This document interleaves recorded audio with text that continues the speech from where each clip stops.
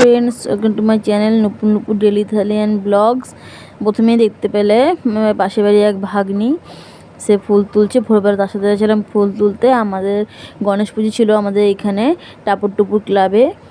তো ক্লাবের থেকে সবাইকে বলেছিল আমাদের পাড়ার বউদের যে সবাই এসে সব যেন সাহায্য করি। তো আমরা সবাই গেছিলাম ওখানে। যে তো সমস্ত ভোগ রেডি করার থেকে শুরু করে মালা পরানোর থেকে শুরু করে ঠাকুরের সমস্ত কাজ, জল ছড়তে যাওয়া, জল ভরে আনা, সব কিছুই আমরা করেছি।